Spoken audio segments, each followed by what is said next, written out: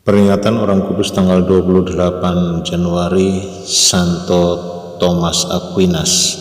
Penjaga besar gereja ini sekitar tahun 1225. Ia adalah anak ke-9 dari sebuah keluarga bangsawan di Italia.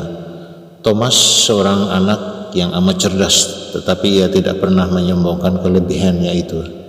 Ia sangat menyadari bahwa kecerdasan pikirannya itu adalah karunia dari Tuhan.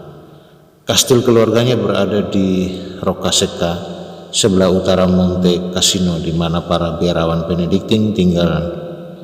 Pada usia 5 tahun, Thomas dikirim ke biara tersebut untuk memperoleh pendidikan. Ketika usianya 18 tahun, ia pergi ke Naples untuk melanjutkan pendidikannya. Di sana ia bertemu dengan suatu kelompok religius baru yang disebut sebagai Ordo para Pengkhotbah. Pendiri mereka, Santo Dominikus, masih hidup kala itu. Thomas tahu bahwa ia ingin menjadi seorang imam. Ia merasa bahwa ia dipanggil untuk bergabung dengan kelompok tersebut yang kelak lebih dikenal dengan sebutan Dominikan. Namun keinginan Thomas ini tidak berkenan di hati kedua orang tuanya. Ketika ia sedang berjalan ke Paris untuk belajar, saudara-saudaranya menculiknya. Mereka mengurungnya di salah satu kastil keluarga mereka selama lebih dari 1 tahun. Selama masa itu mereka melakukan segala daya upaya untuk membuat Thomas mengubah pendiriannya. Seorang saudarinya juga datang untuk membujuknya agar melupakan panggilannya. Tetapi Thomas berbicara demikian indahnya tentang sukacita melayani Tuhan, sehingga saudarinya itu mengubah pendapatnya. Saudarinya itu bahkan memutuskan untuk mempersembahkan hidupnya kepada Tuhan sebagai biarawati.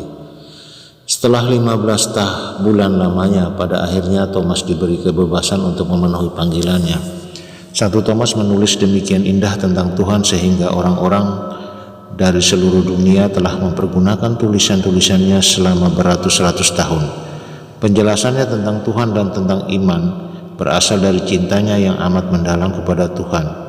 Ia seorang yang apa adanya, sebab ia tidak sedang berusaha untuk membangkitkan kesan kepada siapapun. Yang ia inginkan dengan segenap hatinya adalah mempersembahkan karunia hidupnya kepada Yesus dan kepada gereja. Santo Thomas merupakan salah seorang dari pujangga terbesar yang pernah dimiliki oleh gereja. Ia bahkan mutiara dengan sinar yang cemerlang dalam terang Roh Kudus. Sekitar akhir tahun 1273, Paus Gregorius X meminta Thomas untuk ambil bagian dalam suatu pertemuan penting gereja yang disebut Konsili Laien. Ketika sedang dalam perjalanan ke sana, Thomas jatuh sakit.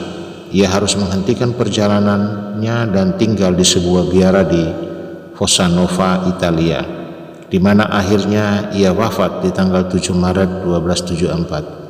Permata gereja ini wafat dalam usianya yang baru 49 tahun.